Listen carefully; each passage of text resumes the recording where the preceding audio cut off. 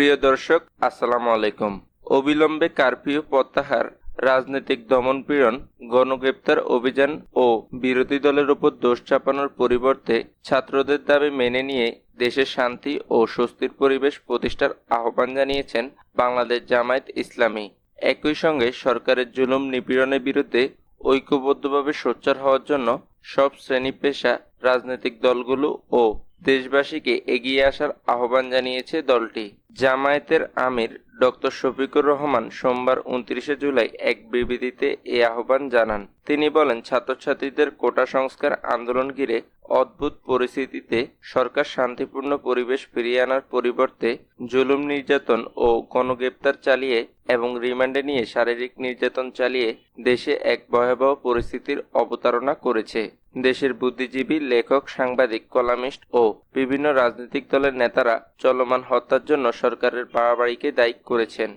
তারা সরকারকে দমনপীড়ন বন্ধ করে দেশে স্বাভাবিক পরিবেশ ফিরিয়ে আনার আহ্বান জানিয়েছেন। দেশে প্রায় সব রাজনৈতিক দল, সামাজিক সাংস্কৃতিক সংগঠন ও বিশিষ্ট নাগরিকরা সরকারের দায়-দায়িত্ব বিরোধী দলের উপর চাপানোর নিন্দা ও প্রতিবাদ জানিয়েছেন এবং ঘটনার সুষ্ঠু তদন্ত ও বিচার দাবি করেছেন। জামায়াতের আমির বলেন, আন্তর্জাতিক মহলকে বিভ্রান্ত করার জন্য সরকার বিদেশি কূটনীতিকদের মিথ্যা তথ্য সরবরাহ করেছে। কূটনীতিকরা সরকারকে তাদের উদ্বেগের কথা জানিয়ে হত্যাকাণ্ডের বিচার দাবি করেন এবং কতজন লোক নিহত হয়েছেন তার তথ্য জানতে চান। স্বরাষ্ট্রমন্ত্রী গত রোববার সচিবালয় বলেছেন, তিনি 147 জন নিহত হওয়ার তথ্য পেয়েছেন। এই সংখ্যা আরও বাড়তে পারে বলে তিনি উল্লেখ করেন। বাস্তবে নিহতের সংখ্যা শত শত আর আহতের সংখ্যা হাজার হাজার। পঙ্গুত্ব বরণ করেছেন 5 শতাধিক লোক। এই মর্মান্তিক হত্যাকাণ্ডের জন্য দায়িত্ব সম্পূর্ণরূপে সরকারের। তিনি বলেন, যে সরকার নিজেই রক্তাক্তর ঘটনা সংঘটিত করে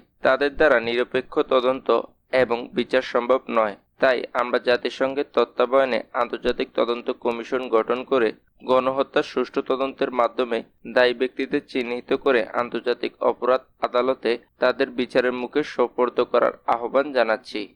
ডক্টর শফিকুর রহমান বলেন, দেশে ইন্টারনেট সেবা নেই। ব্যাংক, ব্যবসা-বাণিজ্য, অভ্যন্তরীণ ও বৈদেশিক যোগাযোগ এবং বিদেশগামীদের যাতায়াত সম্পূর্ণরূপে বন্ধ হয়ে গেছে। অনেকের ভিসার মেয়াদ শেষ হয়ে যাওয়ায় জটিল পরিস্থিতিতে পড়েছেন। একই সঙ্গে জামাতের নায়েব আমির, সাবেক MP doctor Syed Abdullah Mohammad Taher, secretary general সাবেক এমপি মিয়া গোলাম ফরোয়ার, সহকারী সেক্রেটারি জেনারেল এহসানুল মাহবুব জুবায়ের, কেন্দ্রীয় নির্বাহী পরিষদের সদস্য মোবারক হোসেন, ডক্টর সামিউল হক ফারুকী, সিলেট মহানগরীর আমির ফখরুল ইসলাম সহ সারা দেশে গ্রেপ্তারকৃত সব রাজনৈতিক দলের নেতাকর্মীকে মুক্তি দেওয়ার আহ্বান জানাচ্ছি।